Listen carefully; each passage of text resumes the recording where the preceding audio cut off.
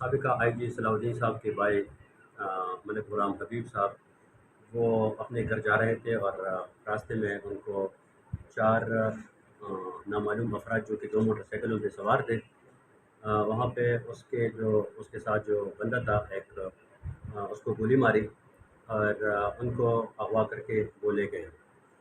जब वो कच्चे रास्ते से वो मेन रोड की तरफ आ रहे थे तो वहाँ पे हमारे एसएचओ कोमल की गाड़ी जा रही थी और उन्होंने इन बंदों को मशकूक हालत में जब देखा तो पुलिस ने उनको रोकने के लिए गाड़ी स्लो की। अब उनको रोक रहे हैं।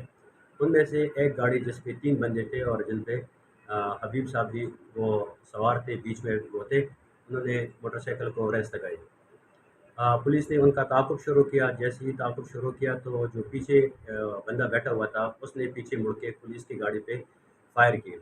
हमारे गाड़ी पे 5 गोलियाँ लगी। पुलिस पार्टी तो खुशकिस्मती से बच गई और उनका हॉट परसूट वो शुरू किया और इतने में एसएचओ ने कॉल चलाई कंट्रोल रूम के ज़रिए से कि उसकी गाड़ी पे फायर हुआ है।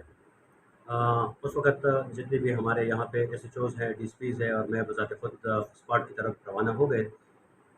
जहाँ पे फायरिंग हुई तो वहाँ पे जो दूसरा मोटरसाइकिल जो दहशतगर्दों के पास था वो हमें मिला, जो कि वहाँ पे एक नाले में गिरा हुआ पड़ा हुआ था जहाँ से फायरिंग हुई थी।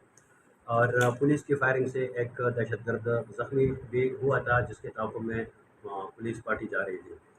मेन रोड डबरा से जो है दाएं तरफ फिर वो टीकर पिरासू की जंगल की तरफ जो है वो मोटरसाइकिल गया है और एसएचओ भी उसी ताक़ुब में उसके पीछे था।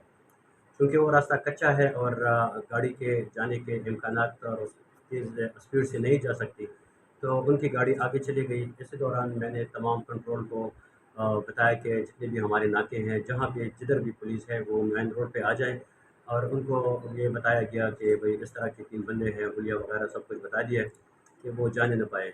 चूँकि पुलिस के नाके वगैरह हर जगह पे लगे थे और एक उनका बंदा भी ज़ख्मी था, तो वो इसी पोज़ीशन में नहीं थे कि वो उनको अगवा कर सके और उन्होंने मजबूरन जो है वो मलिक गुलाम हबीब साहब को जो है वो कत्ल किया, जिसकी लाश जंडोला रोड पे मंज़र के साथ कोर्ट फोर्ट से थोड़ा आगे वहाँ पे उसकी लाश मिली।